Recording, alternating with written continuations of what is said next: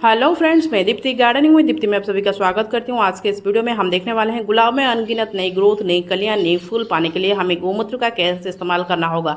गोमूत्र को आज फर्टिलाइजर के तौर और उसको हम इंसेक्टिसाइड, पेस्टिसाइड और फंजीसाइड भी कैसे बनाएंगे वो भी मैं आज इस वीडियो में दिखाने वाली हूँ। गोमूत्र एक बहुत ही बेहतरीन चीज़ है फ्रेंड्स, और बहुत ही ईजिली हम इसको बाहर से भी ला सकते हैं। कहीं कहीं पे थोड़ा सा मुश्किल हो सकती है, बट आप अगर इजीली ला सकते हैं तो लीजिए, क्योंकि मैं भी गोमूत्र को बाहर से लेकर आई हूँ और एक आश्रम गई थी, वहाँ पर एक गौशाला है, वहाँ से लेकर आई हूँ और काफ़ी मुझे अच्छा लगा। आप भी लाइए, आपको भी अच्छा लगेगा। और गोमूत्र एक ऐसा चीज़ है जो कि फ्री का हमें मिल भी जाएगा, और उसमें सारा जितना भी बाहर का हम फर्टिलाइज़र को ख़रीदते हैं, पैसा खर्च करते हैं, वो सारा पैसा भी हमें खर्च नहीं करना पड़ेगा। और बाहर के फर्टिलाइज़र को खरीदने से जो भी हमें बेनिफिट मिलती है, गोमूत्र से भी हमें उससे कई ज़्यादा बेनिफिट मिलने वाला है फ्रेंड्स। तो आप अगर इजीली गोमूत्र को ला सकते हैं तो लाइए, या फिर आपके घर में कोई दूध वगैरह सप्लाई करता है तो आप उन्हें भी बोल सकते हैं कि 1 लीटर गोमूत्र का बोतल 1 महीने में एक बार लाने के लिए, ताकि वो आपका पूरा महीना चल जाएगा। वो इतना पावरफुल है और ज़्यादा इसको इस्तेमाल करने की ज़रूरत भी नहीं पड़ता है। गोमूत्र में कई सारे पोषक तत्व अवेलेबल है, जैसे कि नाइट्रोजन, पोटाशियम तो उसमें कहीं ज़्यादा मात्रा में है। उसके साथ साथ फॉस्फोरस है, आयरन है, कैल्शियम है, मैग्नीशियम है, मैंगनीज है, सल्फेट है, सोडियम है। ऐसे कई सारे पोषक तत्व उसमें देखने के लिए मिलते हैं। तो गोमूत्र बहुत ही ज़्यादा बेनिफिशियल चीज़ है। अगर हम उसको अपने प्लांट्स के ऊपर फर्टिलाइजर की तरह और इंसेक्टिसाइड या पेस्टिसाइड की तरह भी यूज़ करेंगे तो प्लांट्स में बिल्कुल भी एक भी पत्तियां आपको खराब नज़र नहीं आएंगे, एक भी कलियां खराब नहीं नज़र नहीं आएगा, एक भी जो है आपका जो फूलों का साइज भी बड़ा बड़ा आएगा और प्लांट्स हरा भरा रहेगा। हमेशा कलियां और फूलों में प्लांट्स है भर जाएगा। तो यहाँ पे गोमूत्र को मैं लेने के लिए 10 लीटर पानी ली हूँ, और फर्टिलाइजर कैसे बनाएंगे मैं पहले आपको दिखाती हूँ फ्रेंड्स। और दोस्त, इसमें ये जो गोमूत्र है 250 ml है, और मैं 250 ml के गोमूत्र ही 10 लीटर पानी में चाहिए। बड़े बड़े खेती में भी आपको गोमूत्र अगर इस्तेमाल करना होगा तो कम गोमूत्र को ही यूज़ किया जाता है। तो मैं गोमूत्र को कैसे लेकर आई हूँ वो पहले मैं दिखाती हूँ फ्रेंड्स। ये देखिए फ्रेंड्स, मैं आई हूँ एक गौशाला में, और यहाँ पर बहुत सारे बच्चे हैं जो कि प्रेयर कर रहे हैं, अभी अंदर है। और यहाँ से मैं गोमूत्र लूँगी और गोबर भी ले लूँगी। ये देखिए फ्रेंड्स, कितने सारे गाय है यहाँ पर। ये कितना बड़ा गौशाला है और अंदर भी गाय है। ये देखिए फ्रेंड्स, यहाँ से कलेक्ट कर रहे हैं गोमूत्र।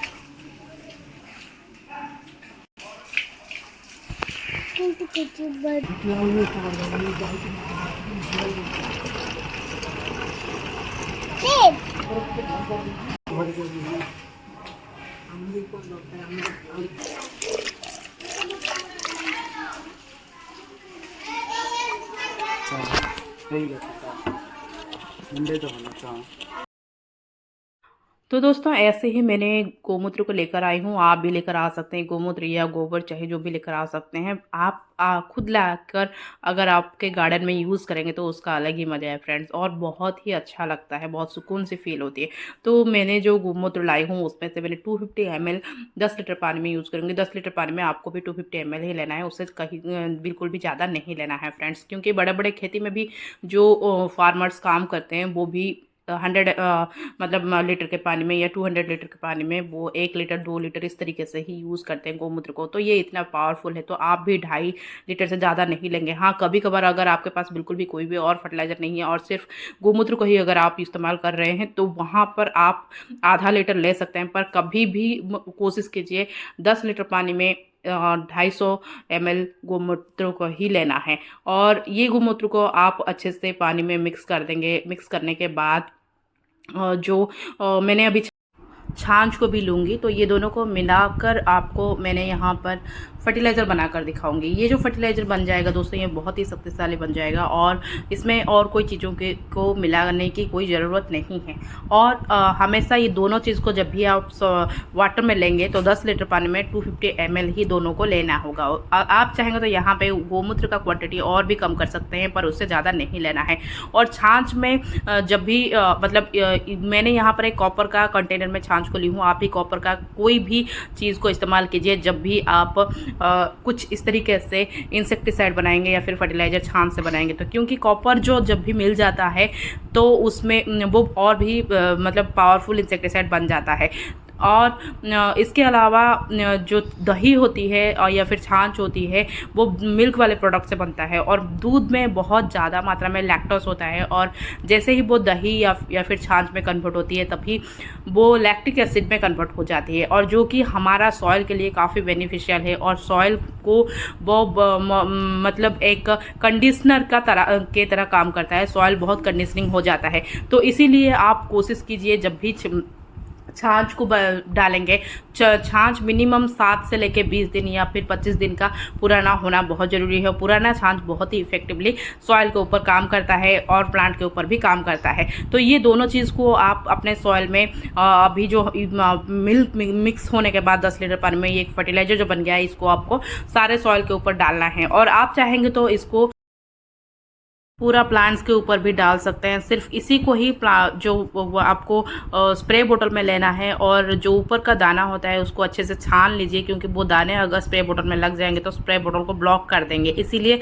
आप छान कर ही आप इसको सॉइल में भी इस्तेमाल कीजिए और स्प्रे भी कीजिए। स्प्रे करने से जो पत्ते मरोड़ का रोग होती है वो नहीं होगी, क्योंकि इसमें जब गोमूत्र है, गोमूत्र को इस्तेमाल करने से पत्ते मरोड़ का रोग बिल्कुल भी नहीं लगता है प्लांट्स के ऊपर और किसी भी प्रकार का इंसेक्ट का भी अटैक प्लांट्स के ऊपर नहीं होता है। खास करके जब गुड़हल का प्लांट होता है उसमें जो मिलीबग्स रहते हैं, मिलीबग्स का खतरा भी कम हो जाती है और बिल्कुल जो चींटियाँ, ब्लैक चींटियाँ वगैरह लग जाते हैं या फिर बहुत कुछ फंगस या एफिड्स वगैरह प्लांट्स के ऊपर अटैक करते हैं, इसके इस्तेमाल से बिल्कुल भी प्लांट्स से वो दूर ही हो जाते हैं और 2-3 बार इस्तेमाल करने के बाद बिल्कुल प्लांट में वो आना ही बंद कर देते हैं। तो ये इतना ज़्यादा इफेक्टिवली काम करता है। पर इसमें जो सावधानी बरतनी है फ्रेंड्स, वो आप गोमूत्र को जब भी इस प्लांट के ऊपर डालेंगे तब आप सुबह का टाइम में या शाम के टाइम में डालिए। यहाँ पर मैंने 250 ml गोमूत्र को ले रही हूँ और 1 लीटर पानी में इसको मैं अच्छे से मिक्स करके सारे प्लांट्स के ऊपर स्प्रे कर दूंगी, सिर्फ गोमूत्र को।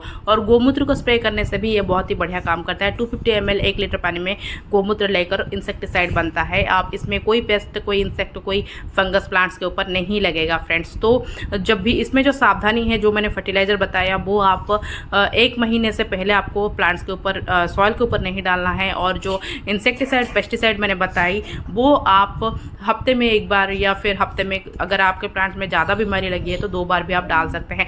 ये फर्टिलाइज़र और ये इंसेक्टिसाइड आप प्लांट्स के ऊपर डालने के बाद कोई भी दूसरा आपको फर्टिलाइज़र या फिर इंसेक्टिसाइड या पेस्टिसाइड कुछ भी आपके, या फिर कोई फंजीसाइड आपको खरीदने की ज़रूरत नहीं पड़ेगी। अगर लगातार आपने, जो मैंने पिछले वीडियो में आपको बताया था कि गोबर का कैसे इस्तेमाल करते हैं गुलाब के प्लांट्स के ऊपर, या फिर अभी जो मैंने बता रही हूँ गोमूत्र का कैसे इस्तेमाल करते हैं, लगातार आप अगर ये सारी चीज़ों को प्लांट्स के ऊपर अप्लाई करेंगे तो आपको बाहर से किसी भी प्रकार का फर्टिलाइज़र की खरीदने की ज़रूरत नहीं पड़ेगी। क्योंकि ये जो हम सीवीड का फर्टिलाइज़र अक्सर डालते हैं प्लांट्स के ऊपर, या फिर जो मैग्नीशियम की कमी हो जाती है, आयरन की कमी हो जाती है, नाइट्रोजन की कमी हो जाती है, वो सारे कमियाँ ये जो फर्टिलाइज़र गोमूत्र का मैंने बताया, वो सारे कमियाँ को वो बिल्कुल ही पूरा कर देते हैं। और जब भी आप कॉपर का कोई भी कंटेनर में छाछ को लेंगे, वो और भी ज़्यादा पावरफुल हो जाता है, वो और भी ज़्यादा बढ़िया इंसेक्टिसाइड आपका बनकर रेडी हो जाता है। तो आपको बस मात्रा का ध्यान देना होगा कि 250 ml 200 जो 10 लीटर पानी में आपको ऐड करना होगा। यहाँ पर गोमूत्र आप थोड़ा सा कम ले सकते हैं, पर ज़्यादा नहीं लेना है। और बिल्कुल फ्री का फर्टिलाइज़र है फ्रेंड्स, बिल्कुल फ्री का चीज़ है। आप इसको आसानी से अपने घर पर बना सकते हैं और इसको बिल्कुल इसी को ही आप, जो दोनों का मिक्सचर को आप इंसेक्टिसाइड की तरह यूज़ कर सकते हैं। और या फिर आप 1 लीटर पानी में सिर्फ गोमूत्र को 250 ml लेके प्लांट्स के ऊपर छिड़काव कर सकते हैं। दोस्तों, गुड़हल के प्लांट में जो मिलीबग्स का बहुत ज़्यादा खतरा रहता है वो बिल्कुल भी नहीं रहेगा।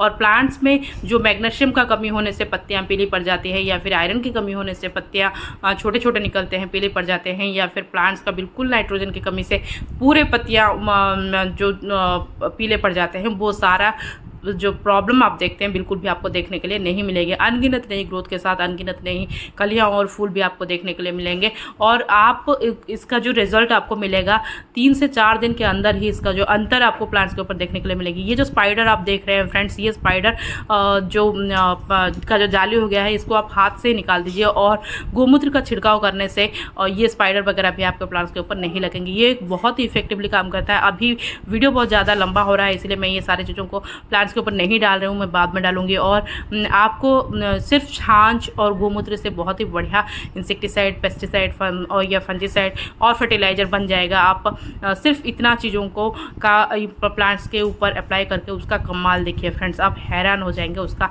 फ्लावर का साइज़ देखकर या फिर कलियां देखकर, ग्रोथ देखकर। एक भी पत्तियां आपको ख़राब नज़र नहीं आएंगे। और सारे देखिए कितना जो न्यू ये पत्तियां आ रहे हैं वो भी कितना रेड कलर में दिख रहे हैं और कितना अच्छा लग रहा है, एक भी कीड़े इसके ऊपर नज़र नहीं आ रहे हैं फ्रेंड्स। तो ऐसे ही ग्रोथ आपको भी आपके प्लांट्स के ऊपर देखने के लिए मिलेगी अगर आप गोमूत्र को और छाछ का जो मिक्सर का पानी को इस्तेमाल करेंगे, या फिर सिर्फ गोमूत्र, अगर आपके पास छाछ भी अवेलेबल नहीं है तो गोमूत्र भी इस्तेमाल कीजिए।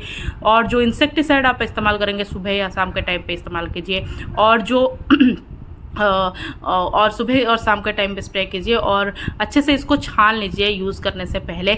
और जो फंजीसाइड जो मैंने फर्टिलाइज़र बताया, ये 1 महीने से पहले आपको यूज़ नहीं करना है, क्योंकि जो मैंने सॉइल कंडीशनिंग का काम करता है लैक्टिक एसिड इसमें होने की वजह से छाछ में, ये सॉइल जो हार्ड हो जाती है तब उसको पोरस बनाने में मदद करता है। और जब सॉइल हार्ड हो जाता है इसका pH बहुत ज़्यादा हो जाता है, जिसकी वजह से सॉइल हमारा एसिटिक बनकर नहीं रहता है, अल्कलाइन हो जाता है। तो एसिटिक सॉइल के लिए हमें चाहिए उसका pH को कम करना, और इसके लिए हम चाय की पत्ती को यूज़ करते हैं। चाय की पत्ती भी बहुत ज़्यादा बेनिफिशियल है, 1 चम्मच ही चाय की पत्तियाँ हमें 1 महीने में यूज़ करना चाहिए, उससे ज़्यादा हम चाय की पत्तियाँ हमारे सॉइल के ऊपर इस्तेमाल नहीं कर सकते हैं, वो भी खतरा है। चूना भी हम कभी कभी कैल्शियम की वजह से इस्तेमाल करते हैं, कैल्शियम प्लांट को मिलेगा, इसी वजह से सॉइल में कैल्शियम की रिक्वायरमेंट जो होने की वजह से हम चूना भी यूज़ करते हैं, पर उसका भी ज़्यादा अगर होगा तो भी प्लांट्स के लिए खतरा है। वैसे ही जो आप यहाँ पर मैंने